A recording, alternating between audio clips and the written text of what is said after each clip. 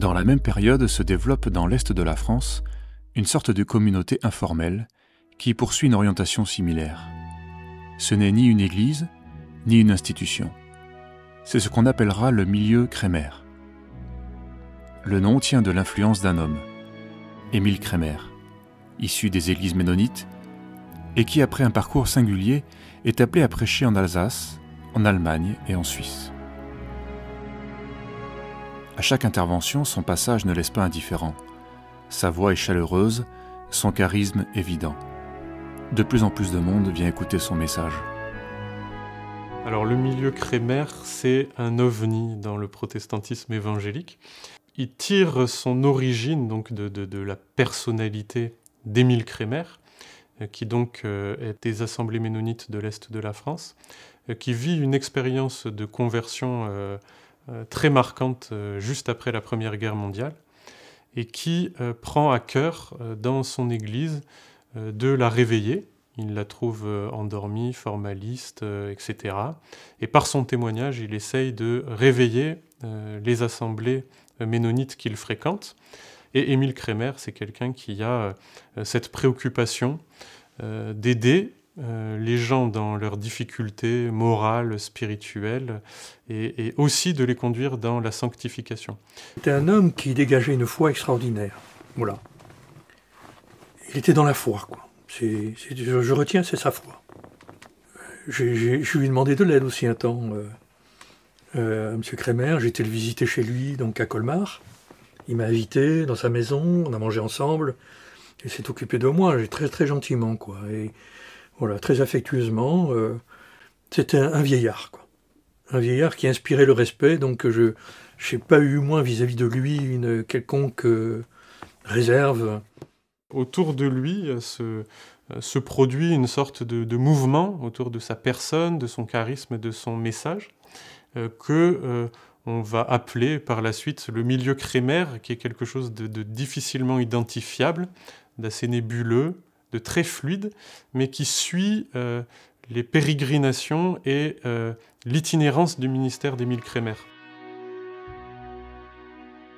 Ce qui rassemble autour de ce frère Crémaire, comme on disait en ce temps, c'est son message, affirmé avec autorité. La vie nouvelle en Christ, la sanctification, la repentance des péchés et la révélation de la parole vivante de Dieu. Les choses cachées sont à l'Éternel, notre Dieu. Les choses révélées sont à nous et à nos enfants. C'est là une vérité profonde qui concerne non seulement, évidemment, l'occultisme, mais toutes les vérités de la parole de Dieu. Il faut que les choses nous soient révélées par son esprit. Autrement dit... Je me souviens d'une chose, ça c'est la vérité. J'étais convaincu. C'est beaucoup déjà. En tout cas, ça m'a touché le cœur.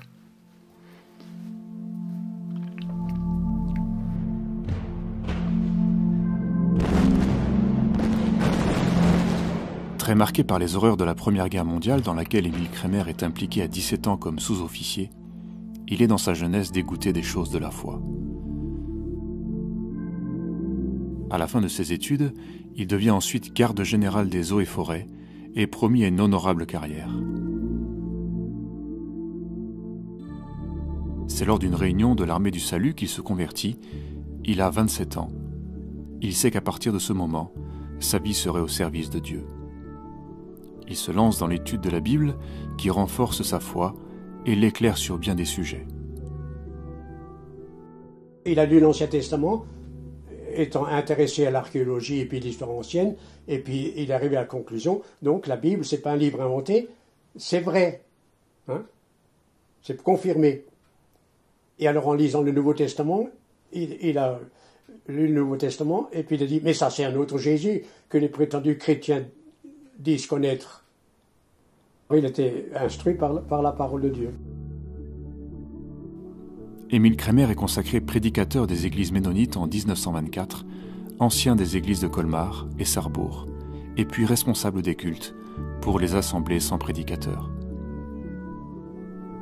Devant l'état spirituel de son Église qu'il juge peu satisfaisant, et plutôt que de quitter son assemblée, Émile Kremer entreprend de la réveiller par son témoignage et ses prédications.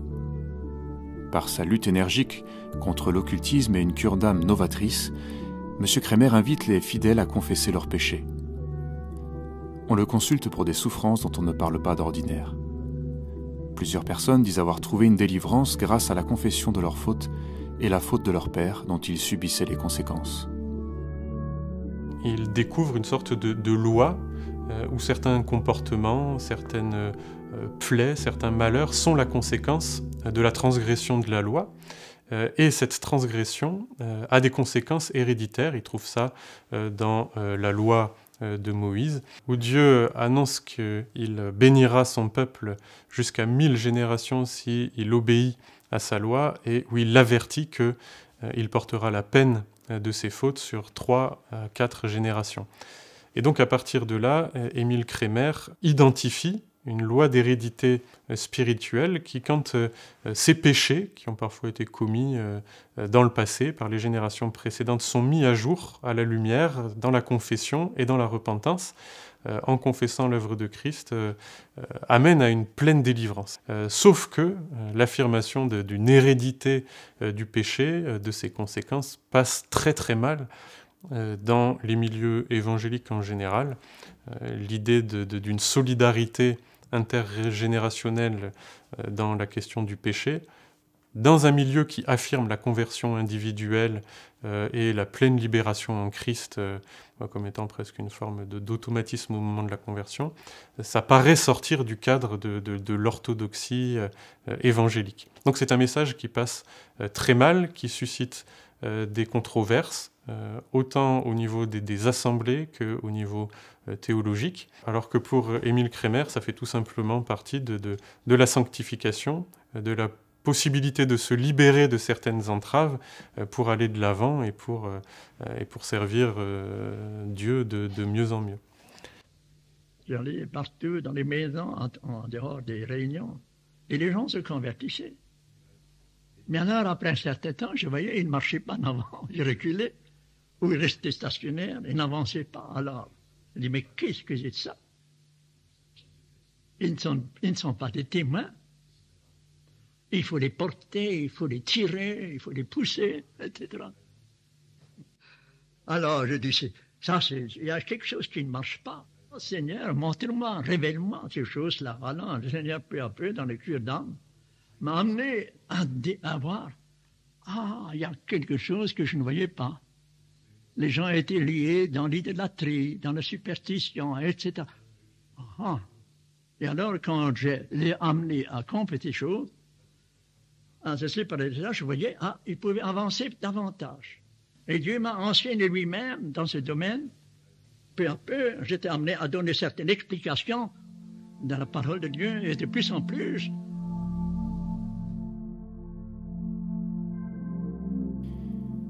Durant l'occupation nazie, la famille Kremer va payer un lourd tribut. Le père refuse de participer aux institutions et de faire les gestes du salut hitlérien ou salut au drapeau. Pour eux, le nazisme est une religion blasphématrice du christianisme.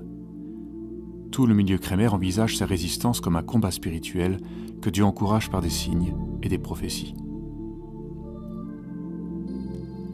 Le 1er novembre 1942, Émile Kremer se fait arrêter pour avoir tenu des réunions clandestines. Il reste emprisonné durant 1 an. Grâce à la complicité d'un médecin, il échappe à la déportation. Son fils, Jean-Paul, n'a pas eu autant de chance. Pour avoir refusé le salut à Hitler et l'intégration de force dans la Wehrmacht, il sera interrogé, torturé à plusieurs reprises, avant d'être déporté au Struthof, en Alsace, l'un des camps les plus sévères du système. Quelques mois après, il est transféré à Buchenwald. Là encore, il parvint à survivre dans la terreur quotidienne durant plus de 2 ans. Sa foi qui l'avait mené là aura participé à maintenir Jean-Paul en vie. Jusqu'à la libération de Buchenwald par l'armée américaine le 11 avril 1945, il expérimenta la réalité de Jésus-Christ d'une manière tout à fait tangible. Le Seigneur m'a gardé, j'aurais pu être fusillé, j'aurais pu disparaître maintes fois. J'avais du Seigneur la promesse qu'il me garderait, parce que quand j'étais en cellule, j'avais reçu la promesse de Ésaïe, ne crains pas, je suis avec toi, je te garderai par ma main puissante, etc.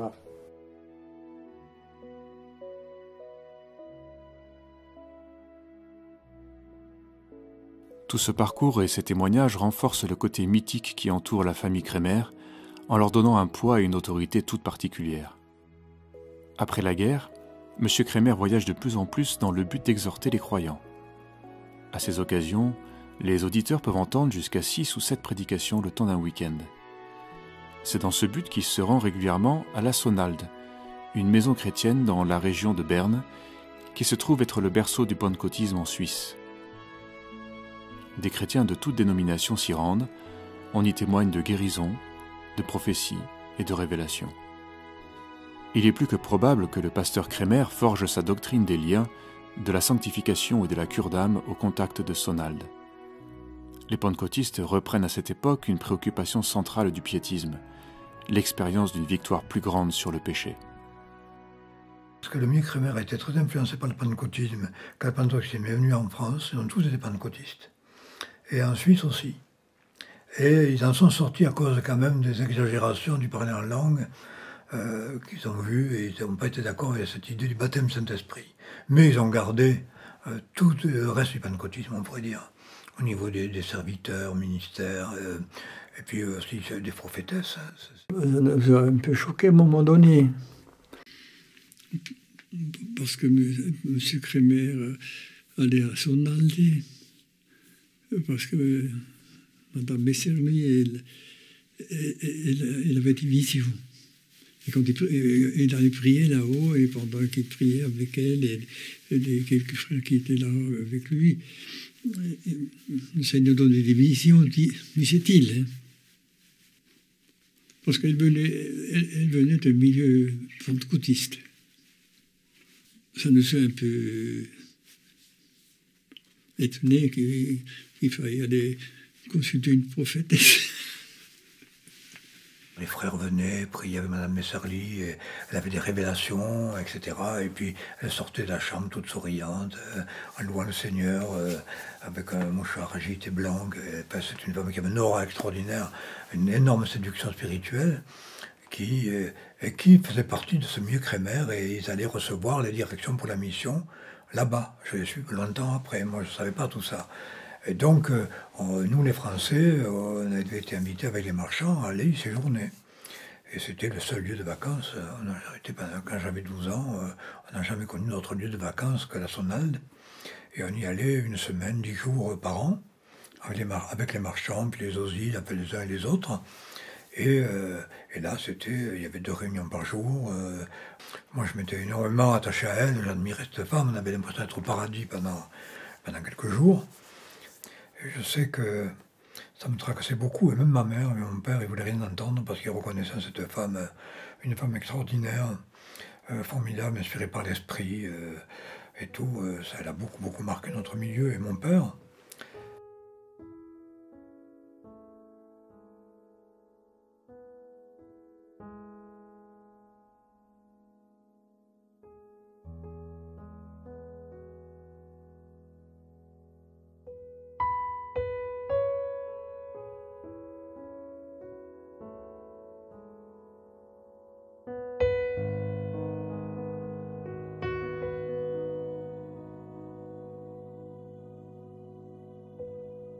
Mais revenons à notre petite église de Générargues. La situation est devenue plus que tendue au village. La décision du pasteur Marchand n'a pas plu à tout le monde, et le moins que l'on puisse dire, c'est que les conséquences sont lourdes. Quitter le temple revient à s'exclure dans une large mesure des relations sociales. Dans un village cévenol des années 50, il ne peut en être autrement. Tout le monde se connaît, et les rumeurs vont bon train. Plusieurs familles vivent en leur sein ce tiraillement entre les parents attachés à l'institution et qui veulent rester au temple, et les enfants qui désirent suivre le pasteur Marchand. Ça a été pour beaucoup le départ d'une opposition farouche qui dure encore, je pense, à certains niveaux. Et moi, je l'ai suivi sans problème, je savais que c'était le chemin, et ma mère était prête à y aller aussi. Mais il y a eu une telle opposition de la part de mon père que finalement elle a capitulé. Elle est peut-être venue 1 ou 2 fois, mais en tout cas ça faisait trop de remous à la maison. Parce que mon père, qui a été longtemps prisonnier et qui n'avait pas de pasteur à l'époque, bien sûr, il était horrifié qu'il y ait 2 pasteurs dans le village. Il ne fallait pas beaucoup pour qu'il y ait une discussion et que mon père manifeste qu'il n'était pas d'accord. Ça, j'ai pas toujours bien vécu la chose.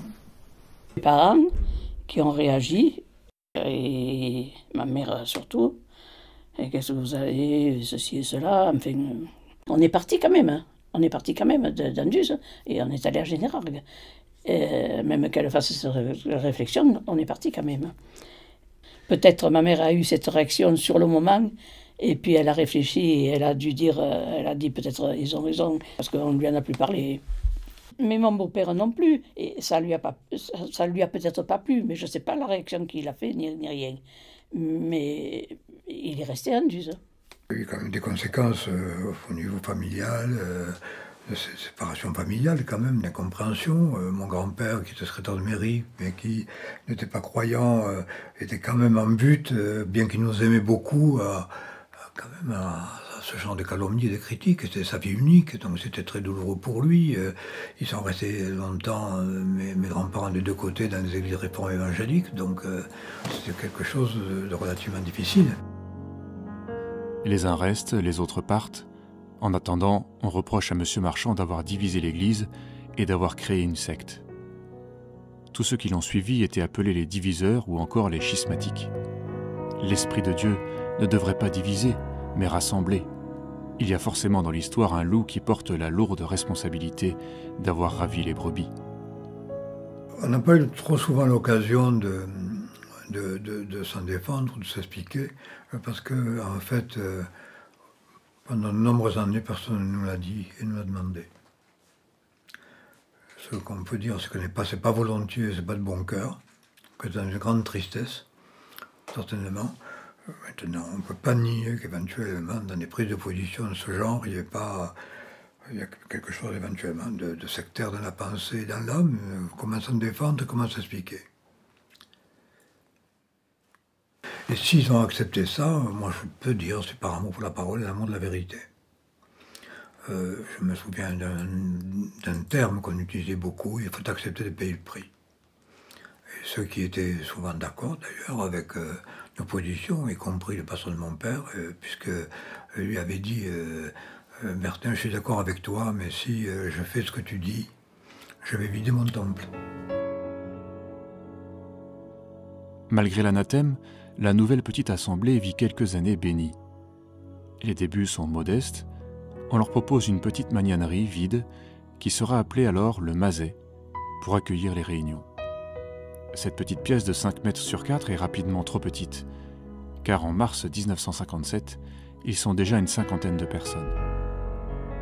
Les différents témoignages évoquent tous l'atmosphère de ferveur, d'unité spirituelle, d'amour qui règne dans les rassemblements. Cette communion crée un élan et une force d'attraction qui attire régulièrement des nouveaux venus.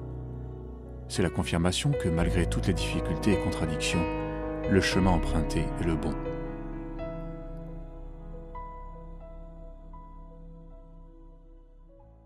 Au bout de quelque temps, l'association décide d'acheter une maison juste en face du presbytère. Elle offre de l'espace, de l'air, une vue superbe. Les fonds sont réunis au fur et à mesure grâce à des dons importants, ce qui suscite une grande joie parmi les fidèles. C'est un signe de plus de l'approbation divine, un appel à persévérer. Au sein du désert, le Seigneur conduit les siens. Les confirmations se trouvent même dans les détails du quotidien. Les cœurs sont galvanisés et remplis d'ardeur. Comme de véritables pionniers, chacun investit de son temps et de son argent dans le chantier de l'Église. Les travaux sont conséquents, mais tout le monde se retrousse les manches et s'unit lors de journées de travail mémorables. Le premier culte est célébré dans le nouveau lieu appelé Bethel, le 13 octobre 1957. L'assemblée se constitue, les amis aiment se retrouver tous les dimanches après-midi sur la terrasse pour des moments fraternels intenses.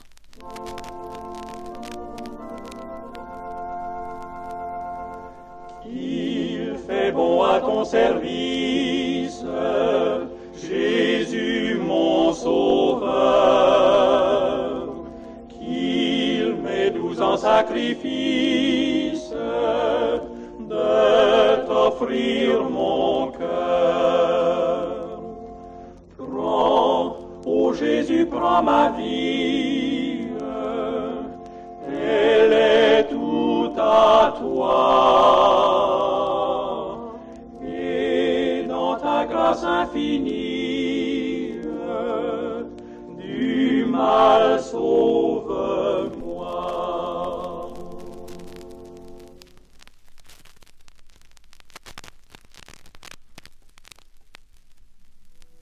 Au cœur de cette dynamique encore heureuse pour quelque temps, il y a le tandem Bertin-Issart-Willy Marchand. Leur amitié, qui date d'une dizaine d'années, est le fruit d'une communion de vues et d'une profonde affection. Ils mangent ensemble les mercredis, partagent la table et les préoccupations de l'Église. Ils partent en vacances ensemble, à Sète ou en Suisse. Les enfants grandissent ensemble comme frères et sœurs, et Bertin, qui est un homme généreux, fait des cadeaux. L'Église et le pasteur doivent être toujours les premiers servis. Le rayonnement de leur unité est aussi spirituel. La parole porte son fruit et des âmes s'ajoutent à la rassemblée, développant leur ministère. Comme on le disait alors, il se passait quelque chose. Peu à peu, Bertin se trouve particulièrement recommandé pour aider les personnes dans leurs difficultés personnelles. Il a un don particulier pour discerner ce qui fait blocage, ces fameux liens spirituels dont on parle dans le milieu crémaire. La première fois que Bertin entend parler de ce sujet, c'est à une convention chrétienne des Cévennes. C'est justement Émile Crémaire qui est invité comme orateur principal. Créer dans nos cœurs la foi. Il faut que la parole soit donnée par la foi. Quand le pasteur parle des conséquences de l'occultisme, Bertin réagit fortement et vient lui demander des explications à la sortie du temple. Il entend alors cette réponse cinglante : « Ceux qui discutent la parole sont des orgueilleux. » Très irrité, Bertin ne veut plus avoir affaire à ces gens-là, comme il disait. Mais bientôt, les problèmes rencontrés, notamment par sa femme Madeleine, l'amènent à reconsidérer le message entendu, et quelque temps après, ils retournent tous les deux revoir le frère Crémaire. Ils sont dans d'autres dispositions. Leur prière est exaucée. Madeleine fait l'expérience d'une guérison intérieure. Elle est délivrée des conséquences de l'occultisme pratiqué dans sa famille.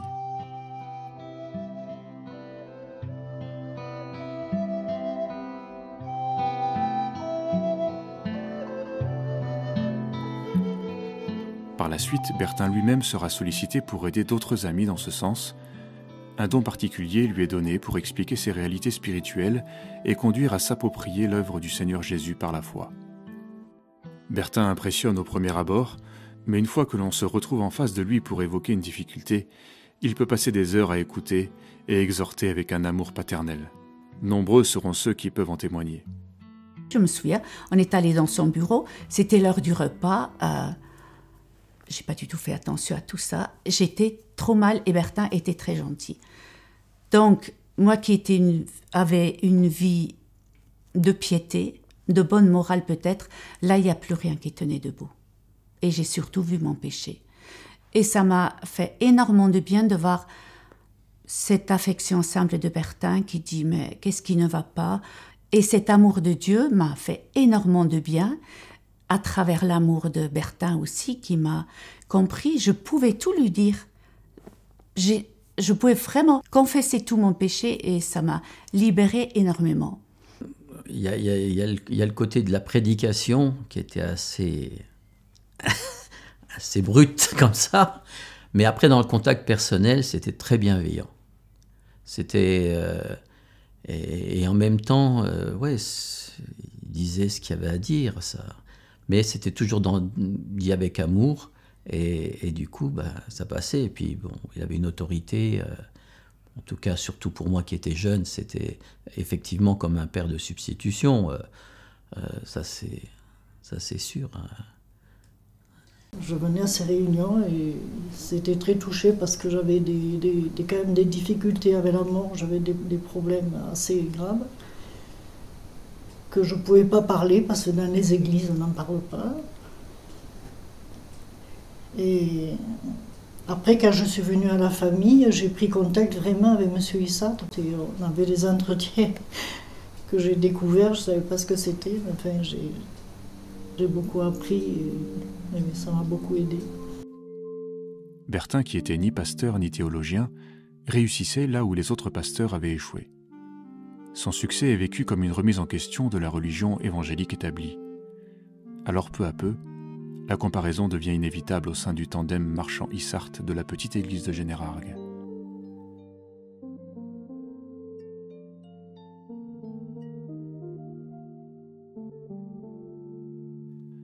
Le problème de fond semble évident. Une affaire toute humaine de jalousie. Willy Marchand craint que le charisme de Bertin ne vienne en concurrence du sien. La méfiance est accrue par deux visions ou prophéties reçues dans le milieu crémaire, dont la conclusion est simple. L'ambition orgueilleuse de Bertin va le pousser à prendre toute la place. Ces craintes vont conduire à prendre des mesures radicales. Bertin est interdit de prêcher durant 4 ans. C'est le début d'une longue période très éprouvante. Car peu de temps après, survient un drame. Un jour de l'année 1965, sur un trajet ordinaire en voiture, Bertin se trouve propulsé sur un arbre à 100 à l'heure par un conducteur qui était sourd. L'homme meurt sur le coup et Bertin se retrouve à l'hôpital dans le coma.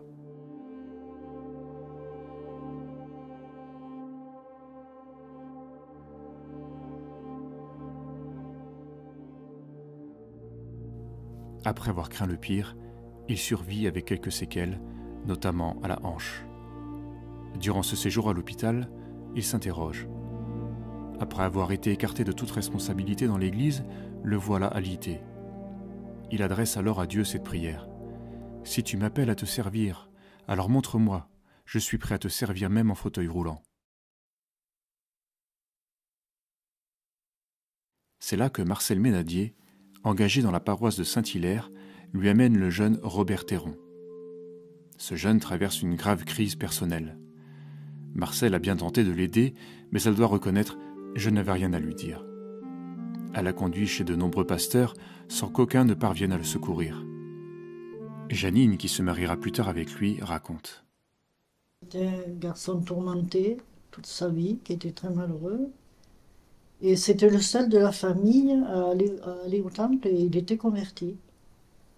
Et c'est là qu'il a dit à Marcel, voyant qu'on n'intervenait pas, dans la révolte, il lui a dit « Mais vous êtes un médecin de néant, vous ne pouvez rien faire pour moi. » Et elle lui a dit « Tu as raison, je ne peux rien faire, mais par contre, je te promets que je prierai pour toi tous les jours. » Et à ce moment-là, M. Issat a un accident de voiture.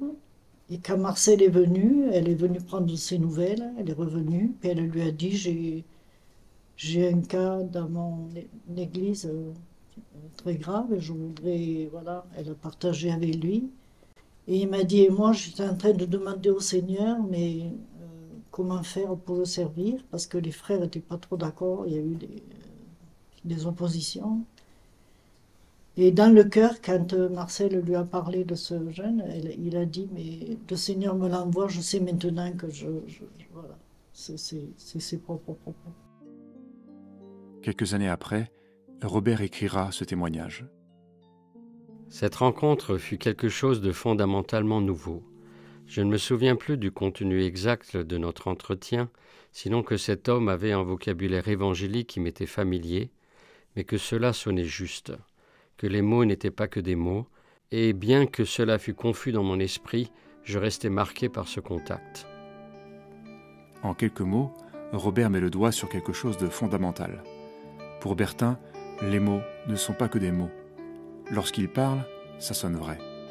Il en émane la crainte de Dieu, mais aussi l'amour.